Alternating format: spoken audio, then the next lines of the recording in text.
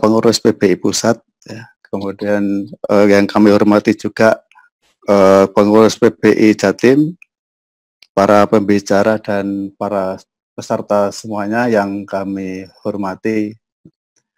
Jadi pada pagi hari ini saya akan menyampaikan tentang bekam terkait dengan nyeri leher.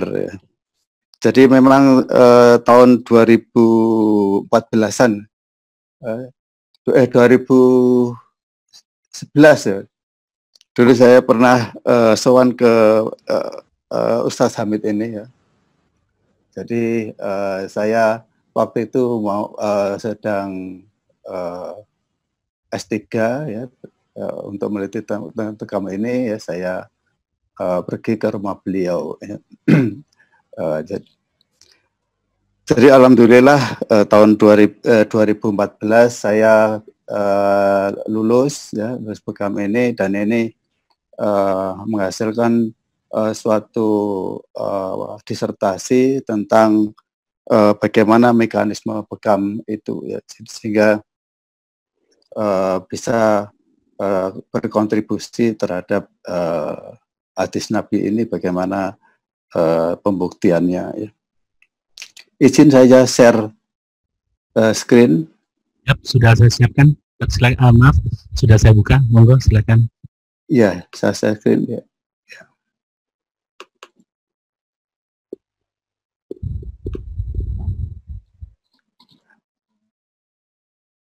Sudah kelihatan Ustadz Hamid?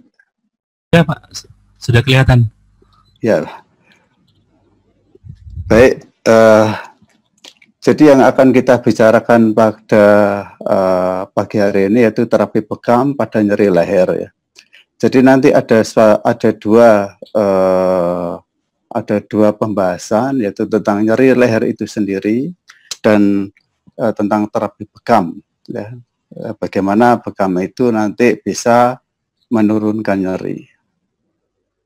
Jadi kalau nyeri leher ya, jadi nyeri leher itu adalah nyeri yang di daerah leher sampai tulang punggung atas ya. Jadi dari leher terutama di pangkal kepala, kemudian nyeri di punggung atas ya, di punggung atas, kemudian sampai kadang-kadang sampai ke bahu. Itu yang kita sebut nyeri leher. Ya. Angka kejadian nyeri leher ini sering terjadi di masyarakat, sehingga nyeri leher ini menjadi masalah kesehatan ya, di masyarakat ya. Mengapa demikian? Karena hampir 2/3 manusia selama hidupnya ini pernah nyeri leher ya. Meskipun nyeri lehernya itu sembuh sakit, tetapi 2/3 manusia itu dalam kehidupannya itu pernah mengalami nyeri leher. Dan di masyarakat pada suatu waktu tertentu itu juga besar ya, sekitar 10% ya, dari suatu populasi pada orang-orang yang umurnya di bawah 50 tahun ya. Jadi kalau penduduk Jawa Timur 16 juta, ini sekitar 10%-nya 1,6 juta itu nyeri leher ya. Dan semakin usianya lanjut, maka angka kejadiannya lebih meningkat, yaitu sekitar 25%. Ya. Jadi kalau penduduk Jawa Timur 16 juta, itu angka kejadiannya pada orang-orang tua itu seperempatnya, yaitu 4 jutaan. Ya. Dampak nyeri leher itu akan mengganggu aktivitas sosial. Ya. Aktivitas sosial akan terganggu, emosinya terganggu, ya. Nyeri leher, mudah marah, terjadi perubahan pola hidup ya, kemudian hilangnya waktu kerja ya. Jadi kalau nyeri leher kadang-kadang tidak sampai bekerja, sehingga kalau pegawai negeri tidak masalah, tetap gajian, tetapi kalau untuk yang pekerjaannya seharian itu akan mengganggu ekonomi. Yang paling sering menyebabkan nyeri leher itu adalah penyebabnya tidak spesifik ya, tetapi biasanya karena otot tegang, biasanya otot tegang. Nah, ketegangan otot ini sering ya, paling sering disebabkan karena salah bantal. Jadi pada salah bantal ini biasanya kalau tidur bantalnya terlalu tinggi ya, sehingga lehernya menekuk ke muka ya, menekuk ke depan ya. Dengan menekuk ke depan ini maka dia akan bisa menjepit saraf ataupun otot leher yang di bagian belakang ini kena regang. Ya, kalau terjadi peregangan terus-menerus maka timbul nyeri. Yang kedua adalah pekerja terlalu lama pada posisi tertentu ya. Contohnya di sini adalah yang paling sering pada pekerja-pekerja yang memakai komputer ya, memakai komputer dan komputernya layarnya itu ada di bagian bawah ya, sehingga dia sering menunduk terus ya.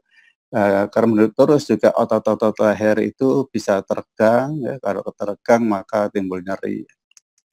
Yang lain, yang sering juga yang lain yaitu membawa tas yang salah ya. Membawa tas yang salah di sini diilustrasikan membawa tas di samping ya dengan beban yang berat sehingga pundaknya atau bahunya itu terbebani dengan berat ya. Kompensasinya adalah kepala miring ke arah sisi yang berlawanan, akibatnya ototnya menjadi tegang dan timbul nyeri ya. Sedangkan yang lain yaitu sering menengadah ya, menengadah terus-menerus ya. Contohnya kalau ekstrimnya itu kalau nonton akrobatik udara ya. Ini menengadah terus ya, sehingga lehernya juga tertekuk ke belakang terus-menerus ya, sehingga karena tertekuk ke belakang terus-menerus maka di situ bisa ototnya juga bisa teregang atau kontraksi terus ototnya sehingga ototnya lelah sehingga timbul nyeri. Yang lain yaitu terlalu lama mengemudi ya. Jadi mengemudi yang terlalu lama ya itu juga bisa menimbulkan nyeri leher, apalagi dengan mengemudi itu konsentrasi terus ya. Ini juga bisa ototnya teregang dan timbul nyeri leher. Juga terlalu lama menggunakan HP ya, lama menggunakan HP, apalagi HP-nya itu di bawah atau ditaruh pada saat mengemudi itu ditaruh antara bahu dan kepala ya. Jadi di samping menyetir dia main HP dengan telepon, nah ini juga bisa menimbulkan nyeri leher ya. Jadi ini penyebabnya yang paling sering yang adalah karena ketegangan dari otot. Nyeri leher itu kalau secara anatomis ya, secara anatomis itu yang pertama yang leher itu karena isinya di daerah otot sana, otot-otot sehingga ototnya menjadi teregang. Juga di sendi leher ya, ini adalah tulang-tulang leher ya, antara tulang leher itu ada bantalannya. Nah, bantalan pada orang muda itu bantalannya masih tebal ya. Masih tebal, sedangkan bantalan pada yang usia yang sudah usia itu bantalan menjadi sempit ya, tulangnya menjadi sempit ya di situ sehingga karena tulangnya menjadi sempit maka bantalannya tidak berfungsi ya, sehingga di sana juga bisa menimbulkan nyeri leher. Sedangkan yang lain yaitu karena sendi ya, dari sendi sendi leher itu ada di belakang. Kalau di depan ini adalah bantalan tulang leher, sedangkan yang di bawah itu adalah sendi leher. Dan ini yang kalau kita menunduk, menengadah, yang gerak itu adalah sendi ini. Nah, pada orang-orang yang sudah menua, sendi ini kadang-kadang mengalami pengapuran ya. Kalau mengalami pengapuran maka sendi ini kalau bergerak maka bisa tergesek-gesek Sedangkan kalau ada gesekan pada tulang antar tulang timbul nyeri. Sedangkan yang lain penyebabnya dari sendi leher ini adalah karena ada yang kita sebut hernia. Ya, hernia jadi ada di dalam bantalan tulang ini ada inti, ya, ada inti tulangnya di sini. Inti tulang ini nanti pada keadaan tertentu ini bisa keluar sehingga di inti yang keluar ini bisa menjepit saraf. Ya. Makanya gejalanya kalau ada penjepitan saraf ini maka gejalanya nyeri leher, di samping nyeri leher juga nyerinya menjalar ya. Menjalarnya biasanya ke arah lengan ya. Ini ya arah lengan itu.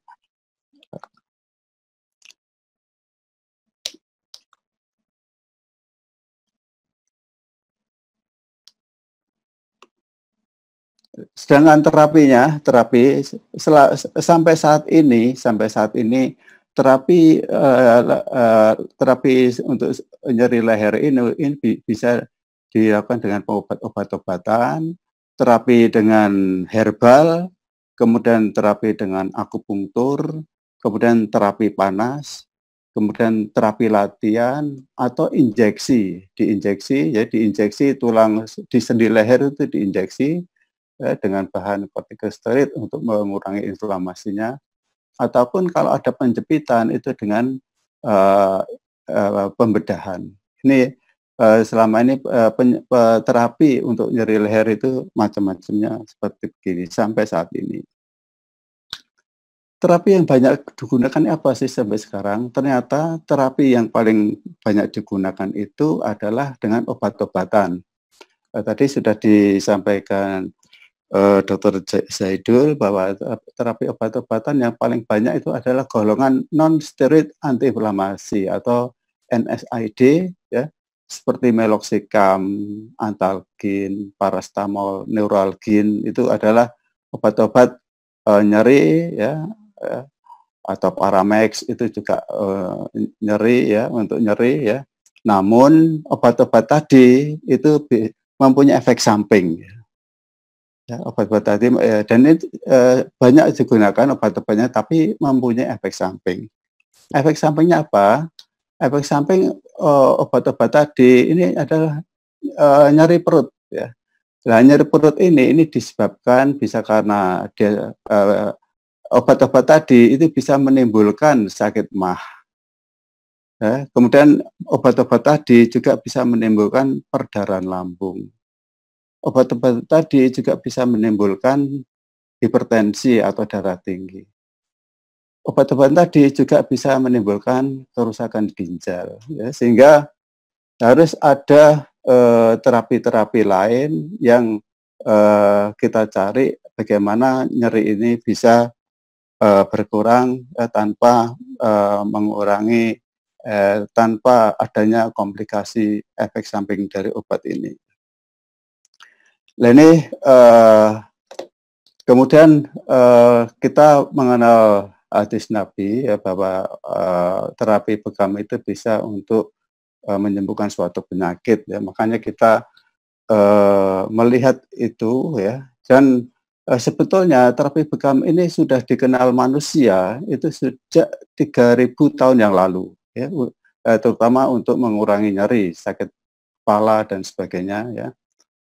Namun akhir-akhir ini banyak sekali penelitian-penelitian ya yang menunjukkan bahwa terapi bekam ini menurunkan nyeri leher.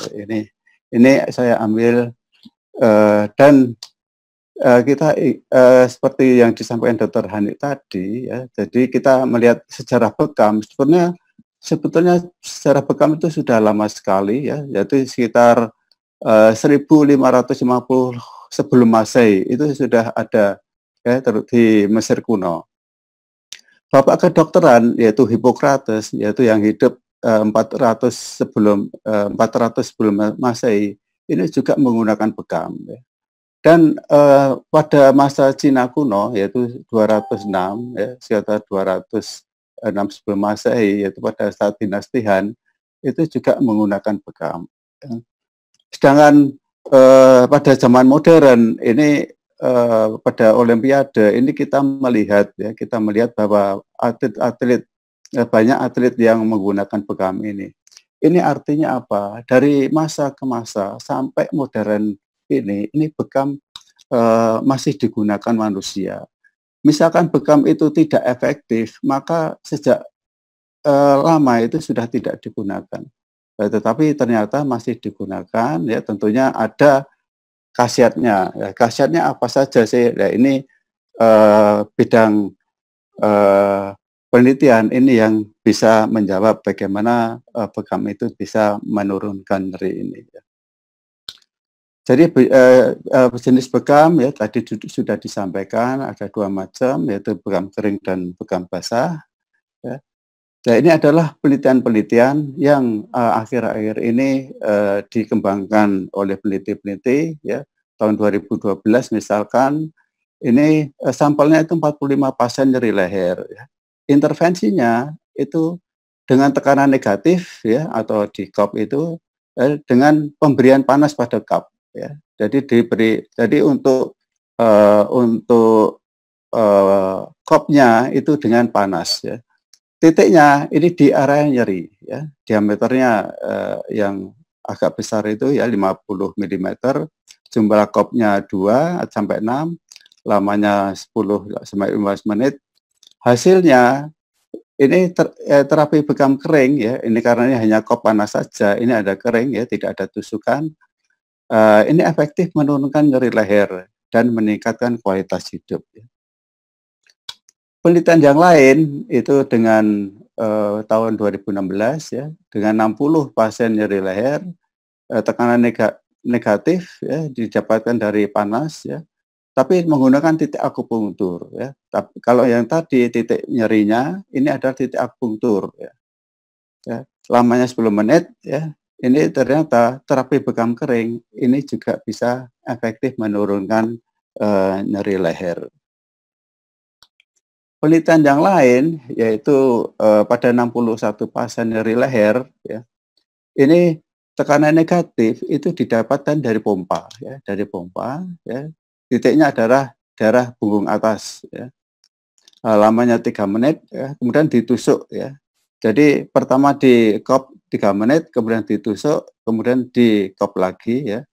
Nah, ini adalah terapi bekam basah dan ini hasilnya yaitu terapi bekam basah efektif untuk menurunkan nyeri. Sedangkan tahun 2017 ya, tahun 2017 itu ada penelitian 50 pasien nyeri leher, tekanan negatif ini didapatkan dari bola karet ya. Dan kemudian titiknya itu masase ya, tidak tetap di situ tetapi masase dari OSIP itu adalah bagian kepala bagian belakang sampai di tengah punggung ya, tapi diurut demikian ya. Lamanya 10 menit ya.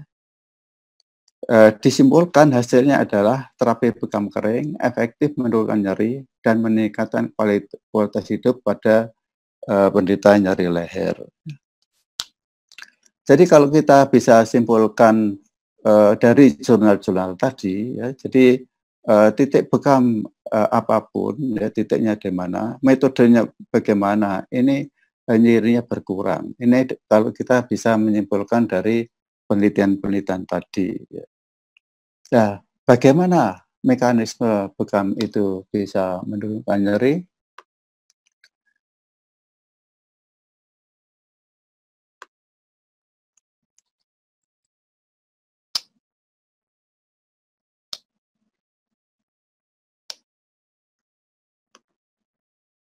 Hmm, ya. Ini ada satu konsep ya, jadi konsep dari mekanisme bekam modern. Ini konsep ini saya ambil dari penulis Albedah ya tahun 2018 ya. Jadi masih baru sekali ya. Dia Albedah ini membaca banyak sekali jurnal-jurnal, dia mendapatkan bahwa terapi bekam ini mempunyai efek mengurangi nyeri, kemudian sebagai anti inflamasi atau anti bengkak ya, kemudian untuk imunomodulasi dan mempengaruhi darah ya. Mekanismenya bagaimana? Ini tadi sudah disampaikan Dr. Hani, yaitu kalau untuk nyeri ini ada yang kita sebut yang kita di kedokteran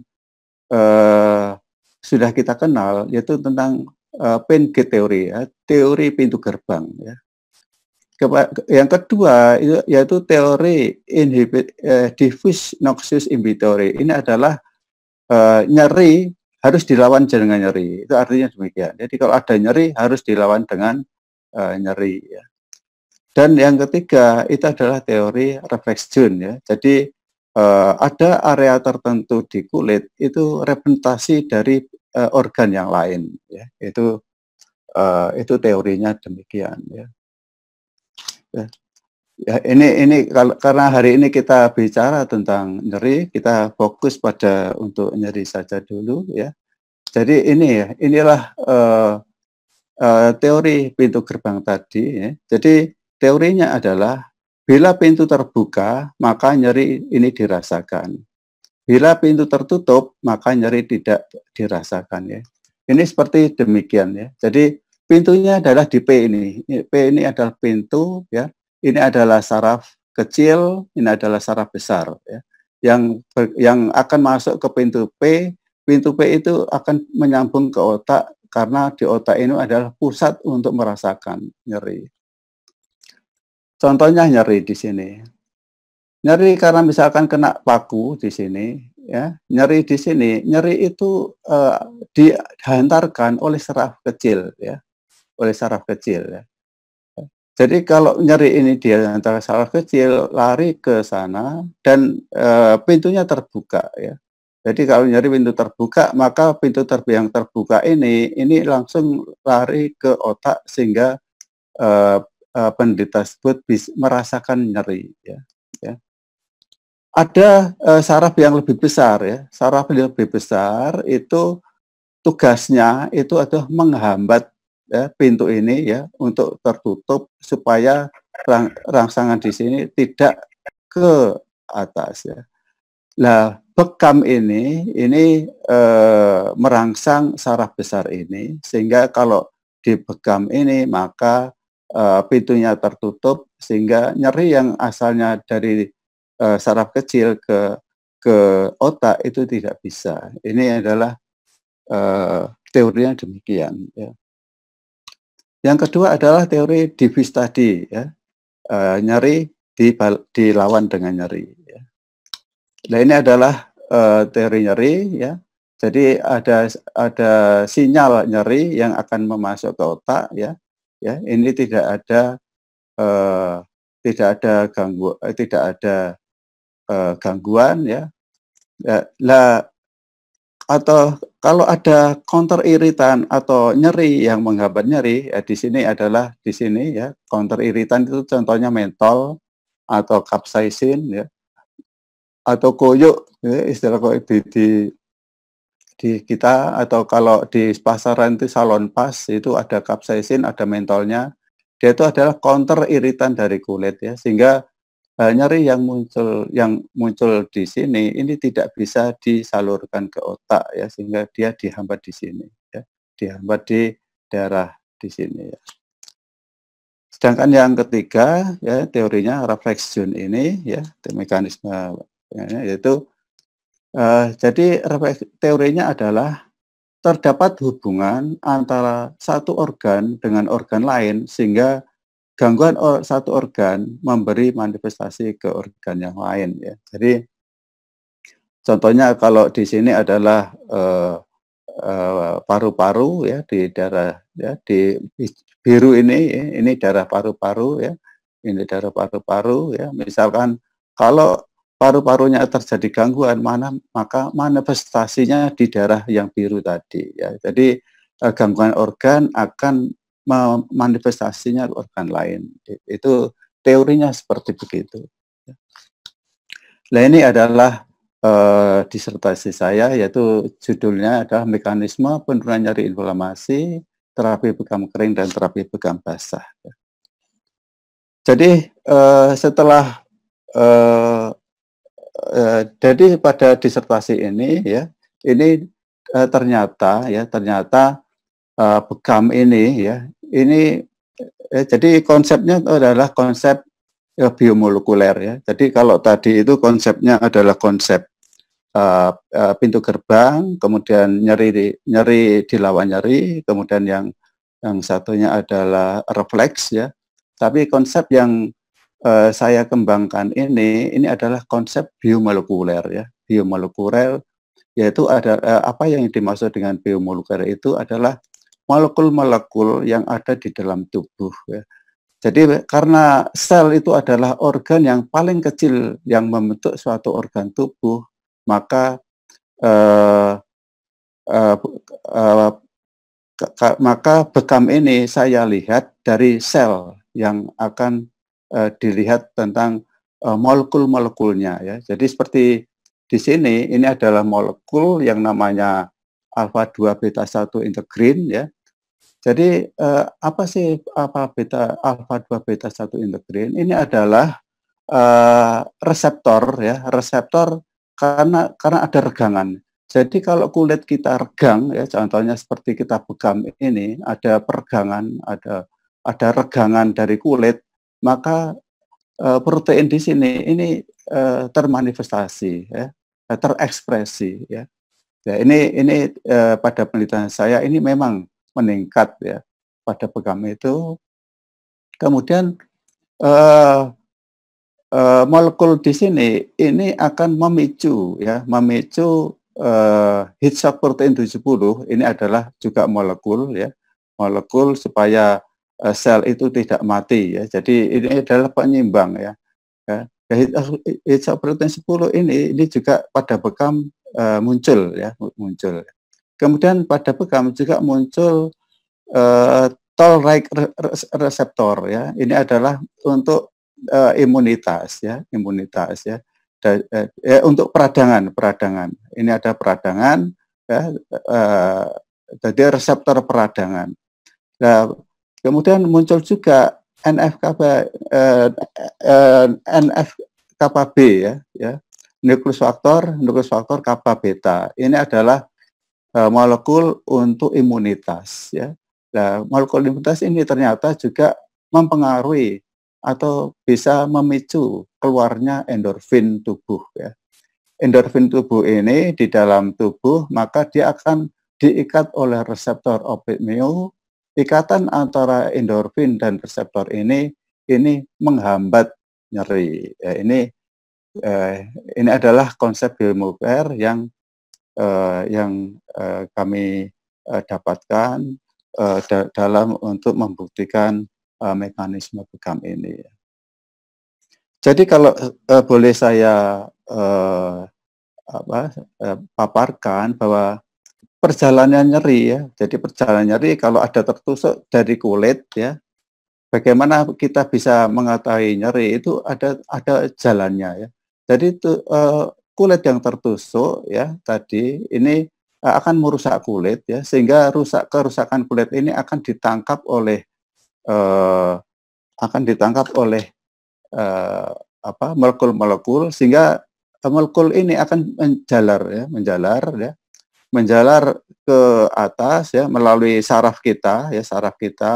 Ini adalah saraf perifer kita, kemudian masuk ke dalam sumsum tulang kita. Sumsum tulang kita yang ada di belakang itu, kemudian dia naik ke atas ya ke batang otak, kemudian ke otak tengah yaitu talamus. Dari talamus dia dari talamus ini sudah merasakan ada nyeri. Tapi nyerinya ada di mana itu tidak tahu. Kemudian ini disampaikan ke korteks ya, otak yang paling tinggi. Ternyata nyerinya ada di tangan sebelah bawah. Ya, ini adalah namanya persepsi nyeri. Jadi inilah adalah perjalanan atau jalur nyeri ya. Istilah jalur ini, jalannya nyeri itu seperti begini. Ya, jadi jalannya seperti begini. Ini obat-obatan ini bekerja melalui jalur-jalur ini ya. Contohnya seperti ini ya. Jadi mekanisme penurunan nyeri obat-obatan ya, mekanismenya itu kalau obat-obat anestesi lokal ya, contohnya untuk anestesi lokal ya, atau oles atau injeksi ini eh, dia mengeblok di jalur nyeri di kulit ya. Atau obat-obat antiinflamasi ya, ya NSAID itu juga ngebloknya di perifer di sini ya. Atau bisa juga mengeblok di jalannya saraf ya, misalkan jalan saraf ya, pada misalkan anestesi untuk kitan ya, itu ngebloknya di sarafnya ini. Atau obat-obat ya anestesi ya, yang general atau lokal anestesi yang dimasukkan ke dalam sumsum tulang ya, atau opioid ya, atau alfa 2 agonis itu seperti tesanidin itu bisa mengeblok nyeri di daerah sumsum tulang. Tapi juga ada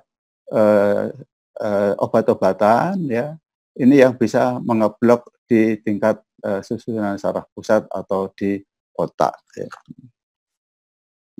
Nah, ini adalah penelitian kami yang dengan tikus ya, karena tidak mungkin saya menggunakan manusia karena saya harus melihat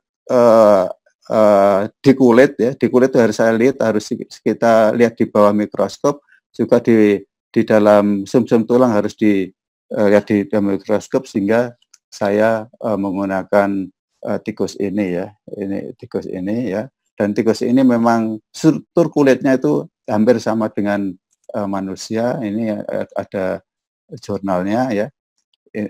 Ini adalah kopnya, kemudian ini adalah hasilnya seperti begini. Nah, ternyata setelah di bawah mikroskop ini adalah terekspresinya endorfin ya. Jadi endorfin itu terekspresi atau keluar di kulit itu ya, di kulit. Ini adalah perbedaan antara endorfin yang keluar di kulit akibat bekam kering dan endorfin yang ada di kulit bekam basah ya. Keluarnya endorfin itu ditunjukkan oleh warna-warna yang coklat-coklat ya. Kita bisa lihat ya, yang coklat pada terapi bekam basah itu lebih pekat ya. Artinya apa? Artinya endorfin yang keluar di kulit akibat terapi bekam basah itu lebih banyak ya, lebih banyak. Demikian juga reseptor opioid yang ada di ini adalah di sumsum tulang ya.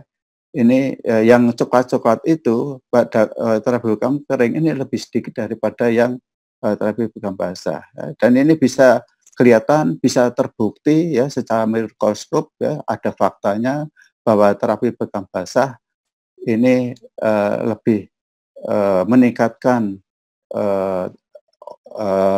endorfin ya, endorfin ya, ini. Jadi endorfin itu apa sih? Endorfin itu adalah morfin ya, morfin ya. Sudah tahu kalau ada orang sakit kanker ya, sakit kanker itu nyerinya sangat sekali, biasanya diberi morfin untuk mengurangi nyeri ya. Nah, ini tubuh itu sebetulnya mempunyai morfin dalam tubuh yang kita sebut endorfin ini ya. Dan endorfin ini dihasilkan oleh otak kita, yaitu yang kita sebut kelenjar hipofise, atau di kulit ya. Jadi di otak atau di kulit ya. Seperti tadi dikatakan Dr. Hani bahwa kulit ini juga sebagai imunomodulator juga seperti pada otak ini sama, karena bisa mengeluarkan pro-opioid melanocortin itu ya. Nah, ini dihasilkan oleh dua organ, yaitu organ otak dan kulit ya. Bagaimana sih cara kerja endorfin ya? Cara kerja endorfin itu adalah menghambat hantaran nyeri di saraf tepi ya, dengan cara menghambat penghantar saraf ya. Dalam hal ini ada substansi P ya. Jadi substansi P itu adalah suatu penghantar saraf ya, antara saraf satu ke saraf yang lain, yaitu bahan kimia. Ini bisa dihambat oleh endorfin ini.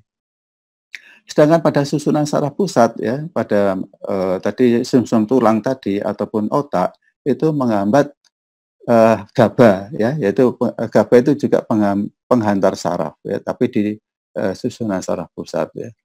Efeknya apa sih? Efeknya endorfin ini? Yaitu mengurangi nyeri dan bisa untuk relaksasi otot ya. Makanya pada orang-orang yang habis bekam itu badan merasa lebih seger, lebih rileks ya, atau tambah lemes ya. Itu karena ada efek relaksasi ini. Nah, ini adalah penjelasannya ya. Jadi bekam itu ada dua tindakan atau dua intervensi di bekam. Yang pertama adalah regangan ya.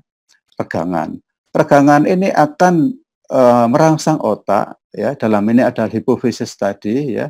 Ini tempatnya di sini ya. Tempatnya di bawah ini. Ini untuk mengeluarkan endorfin ya. Sebetulnya bukan endorfin langsung, tetapi pro-opiomelanokortin namanya. Ya, sehingga pro-opiomelanokortin itu nanti akan terderivat menjadi endorfin. Nah, endorfin yang ada di susunan saraf pusat ini menghambat aliran nyeri ya, menghambat jalur nyeri dari bawah ke atas tadi ya. Ini kalau ini regangannya. Pada terapi bekam kering, bekam basah yang ditusuk itu ya, ditusukan ini adalah kulit, ini adalah sel-sel kulit, ini adalah sel keratinosit, ya kulitnya ditusuk sehingga kulitnya itu menjadi rusak. Kulit yang rusak ini menimbulkan suatu radang, ya, yang memicu keluarnya sel-sel radang. Nah, sel-sel radang ini akan memicu sel-sel kekebalan tubuh, ya, dan sel-sel kekebalan tubuh ini akan menghasilkan satu endorfin. Endorfin yang ada di keratinosit inilah yang menghambat jalur nyeri di tingkat perifer tadi. Ya, ini adalah prosesnya seperti itu. Ya. Jadi kalau kita bisa simpulkan tadi dari nyeri tadi, ternyata bekam itu bisa mengeblok jalur nyeri di tingkat kulit atau di perifer. Dia juga bisa mengeblok nyeri di tingkat sumsum tulang, di dalam sumsum tulang, tapi dia bisa juga mengeblok nyeri di tingkat pusat atau di tingkat otak. Ya. Ini adalah hasil dari disertasi ini yang sudah dipublikasikan di jurnal internasional, yaitu di IJMS ya, Iranian Journal Medical Sciences tahun 2017 ya. Di sini disimpulkan bahwa bekam basah ini menurunkan nyeri ya, dan juga bekam basah mengekspresikan bisa protein 70 dan beta endorfin. Ini kesimpulan dari jurnal ini. Pada penelitian yang lain juga saya membandingkan antara bekam basah dengan opioid oral ya. Bagaimana kalau kita bekam, bagaimana kalau kita tikus itu kita beri opioid oral ya. Ya. Ternyata hasil bekam basah ya, itu sama efektif dengan obat opioid oral. Ini masukkan ke dalam jurnal di India ya. Jadi jurnal Anesthesia, Pain dan Intensive Care itu ada di India ya. Ya. Kemudian ya 2020 ya baru saja ini kita masukkan juga hasil penelitian kita ya, yaitu tentang efek dari bekam basah dan bekam kering ya. Ya, ternyata terapi bekam basah dan terapi bekam kering itu menurunkan nyeri ya, di mana terapi bekam basah ini lebih efektif dibandingkan terapi bekam kering. Jurnal di International Journal of Psychosocial Rehabilitation ini di Turki ya, di Turki. Jadi sudah kita publikasikan satu di Iran, satu di India dan satu di Turki ya. Efek bekam ya, efek bekam ini sebetulnya bukan hanya mengeluarkan endorfin ya, ternyata bekam ini juga bisa mengeluarkan ya atau mengekspresikan serotonin ya. Nah, serotonin itu bisa meningkatkan mood ya. Jadi orang yang bad mood ya menjadi happy mood ya. Kemudian bekam juga bisa mengeluarkan dopamin ya. Dopamin itu ya, dopamin itu bisa meningkatkan motivasi ya. Jadi dengan dibekam maka motivasi kita akan menjadi lebih meningkat ya. Dan juga bekam itu juga bisa mengekspresikan atau mengeluarkan oksitosin. Nah, oksitosin ini nanti efeknya yaitu bisa menurunkan stres ya. Jadi bekam itu di samping mengurangi nyeri ya, bisa meningkatkan mood, bisa meningkatkan motivasi dan bisa mengurangi stres, di samping juga bisa untuk relaksasi otot itu. Ya, jadi dengan melihat begitu ya, maka dari hadis Nabi ya, di mana kesembuhan itu bisa diperoleh dari 3 cara, minum madu, sayatan bisa bekam, ya, dan sundutan besi panas, tetapi Nabi melarang untuk menggunakan besi panas ini ya. Dan ternyata bekam itu dibuktikan bahwa hadis Nabi itu benar, dan ini hadis ini terjadi 1.500 yang lalu. Sedangkan penelitian-penelitian ini diawali sekitar tahun 2000-an ya. Jadi tahun 1900-an belum ada jurnal-jurnal tentang itu, tetapi 10 dekade terakhir ini yang banyak sekali mengungkap tentang bekam ini. Ya. Demikian pemaparan kami. Kami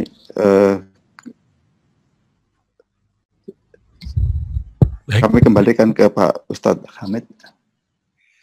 Masya Allah, materi yang sangat menarik, Dr. Imam. Mudah-mudahan waktunya cukup untuk tanya jawab ini.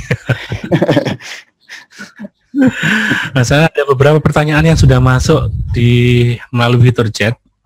Saya akan bacakan beberapa yang sudah masuk. Sebentar.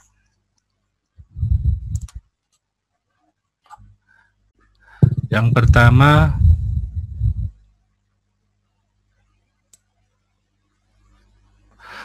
mohon izin dari Pak Sriwidodo. Mohon izin, perkenalkan saya Sriwidodo dari Unimus Semarang. Mohon izin bertanya ke Dr. Imam Subhadi. 1. Sampel yang dipakai untuk melihat parameter endorfin dan reseptor opioid MU diambil dari darah atau dari jaringan dokter. Ya. Yang kedua, mohon untuk bisa dijelaskan secara teknis pengambilan dan pengelolaan sampel. Matur nuwun, wassalam. Monggo, Dr. Imam. Tentang sampel tadi sudah kami jelaskan mengapa untuk membuktikan ini kita harus mengetahui jalur nyeri ya. Jadi jalur nyeri itu kan dari kulit sampai ke otak kita. Jadi yang diambil itu adalah jaringan kulitnya ya. Jadi bukan darah ya. Bukan darah yang kita ambil ya. Kalau kita darah yang diambil, kita tidak tahu molekul apa yang terekspresikan itu asal dari mana, nggak tahu. Tetapi kalau kita tahu persis ya, jadi yang ditusuk kan kulit ya. Jadi yang terproses itu ada di kulit, maka jaringan kulit akan kita yang diambil ya, jaringan kulit diambil, kemudian proses pengambilannya setelah tikus itu kita bekam ya, kemudian kita suicide ya, jadi kita istilahnya kita matikan, kemudian kulit itu kita ambil ya, di darah bekamnya kita ambil ya, kemudian kita potong-potong ya 4 milimikron ya, potongnya adalah 4 milimikron. Kemudian setelah itu dilihat dengan histokimia ya, imunohistokimia namanya, imunohistokimia. Kemudian dilihat di bawah mikroskop dengan pembesaran 400 kali ya, 400 kali, tetapi kalau yang di 400 kali. Tadi slide-nya itu ada 400 kali, pembesar 400 kali. Kemudian dilihat dengan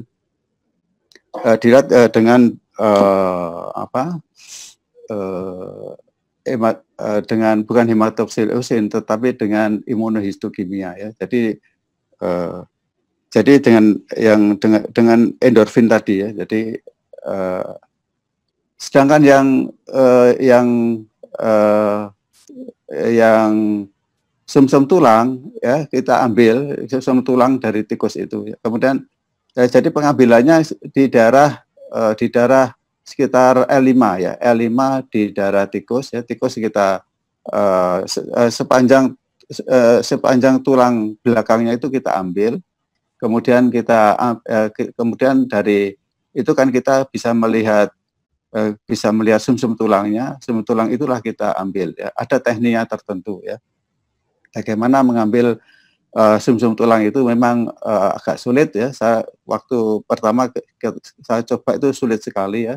Ternyata dengan disemprot itu lebih mudah, bisa keluar sendiri ya. Itu tekniknya. Kemudian juga sumsum tulang ini juga kita dengan kita ambil jaringan ya, sumsum tulang, kemudian kita lihat dengan pemeriksaan dengan imunohistokimia ya. Kemudian kita lihat bagaimana endorfin baik di kulit maupun reseptor opioid yang ada di medula spinalis ya. Karena endorfin nanti akan disampaikan atau didistribusikan ke medula spinalis ya. Di medula spinalis inilah reseptor opioid itu akan menangkap endorfin untuk disalurkan ke atas lagi gitu. Itu jawaban kami. Baik. Terima kasih. Yang pertanyaan kedua kita berikan yang sudah raise hand kepada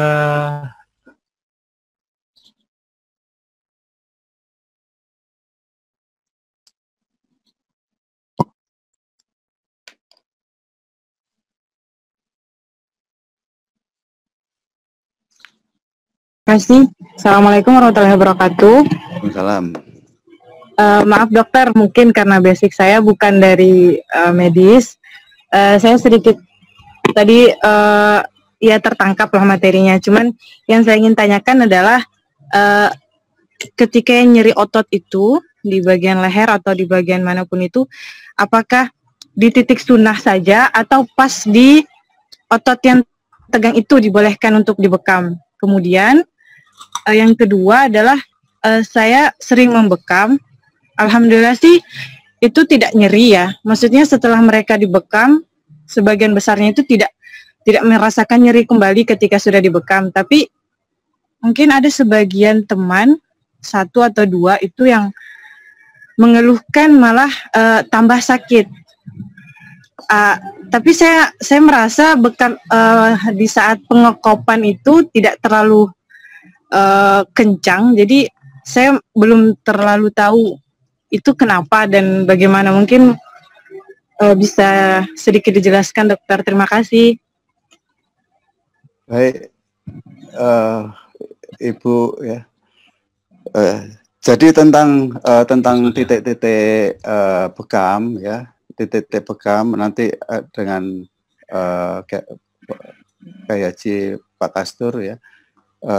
Tetapi kalau kita melihat hasil dari penelitian-penelitian yang sudah ada ya, jadi tadi sudah saya sebutkan bahwa hasil dari berbagai macam metode ya, apakah itu nyerinya apakah di titik nyeri atau apakah di titik-titik akupunktur ya, atau di titik-titik bekam, ataupun dengan stroking ya, dengan stroking itu hasilnya adalah bahwa terapi bekam itu bisa mengurangi nyeri ya. tentang bagaimana antara nyeri yang satu dengan nyeri yang lain itu kok yang satu nyerinya hilang, yang satu nyerinya tidak hilang. Ya, memang nyeri itu adalah perasaan ya yang dirasakan seseorang, yang masing-masing orang itu rasanya berbeda-beda. Ini yang ya makanya nyeri itu sulitnya demikian itu, masing-masing orang itu mempunyai persepsi nyeri yang berbeda-beda ya. Itu jadi kalau tentang nyeri yang di leher karena spasme otot ya. Jadi spasme otot atau ketegangan dari otot itu ya. Jadi otot yang tegang itu bisa juga merangsang reseptor nyeri ya.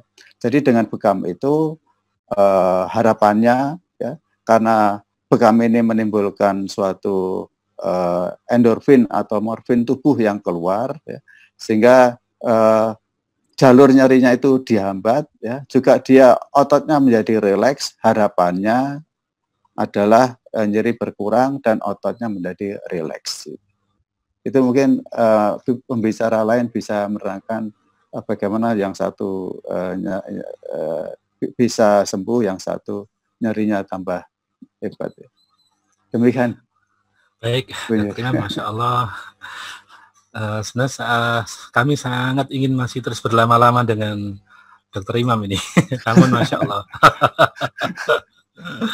Kita dibatasi oleh waktu yang sangat pendek dan mudah-mudahan insya Allah apa yang dengan sampaikan insya Allah berkah bagi kami dan mudah-mudahan Dr. Imam dan keluarga senantiasa sehat walafiat. Okay. Mungkin untuk closing statement Dr. Imam, silakan. Baik, terima kasih Bapak Ibu sekalian. Ya, jadi bekam ini sudah disabdakan Nabi sejak 1.500 tahun yang lalu, dan akhir-akhir ini terbukti bahwa hadis Nabi itu benar. Ya, hadis Nabi itu benar. Itu seperti hadis Nabi yang mengatakan pada waktu perang itu ada sahabat yang menanyakan, bukan menanyakan, tetapi Nabi bersadar bahwa Romawi itu akan runtuh ya. Dan saat itu ada Romawi, ada negara yang sangat besar sekali ya. Jadi ternyata setelah 800 tahun ya, itu ternyata Romawi runtuh, yaitu dengan pada tahun 1453 karena Muhammad Al-Fatih itu meruntuhkan Romawi kuno, Romawi ya. Demikian juga bekam ini ya, yang dulu bekam ini dianggap belum ada kajiannya ya, tapi akhir-akhir ini alhamdulillah semakin berkembang ya. Mudah-mudahan kami harapkan banyak sekali peneliti yang mengungkap ini ya, seperti Dr. Widodo itu sudah mengungkap bagaimana bekam itu bisa mengurangi kolesterol. Itu bagus sekali. Mungkin ada yang lain yang bisa stroke, kanker dan sebagainya. Jadi sehingga harapan kami banyak sekali dokter-dokter lagi yang termotivasi untuk membuktikan hadis Nabi ini. Demikian moderator. Bapak Ustadz Hamid Arif. Jazakallahu khair Dr. Imam, Masya Allah, terima kasih atas waktunya. Mudah-mudahan kita bisa bertemu kembali dalam majelis ilmu yang insya Allah akan mengundang teman-teman se-Indonesia Raya kembali. Teman-teman, Dokter. Assalamualaikum warahmatullahi wabarakatuh. Waalaikumsalam warahmatullahi wabarakatuh.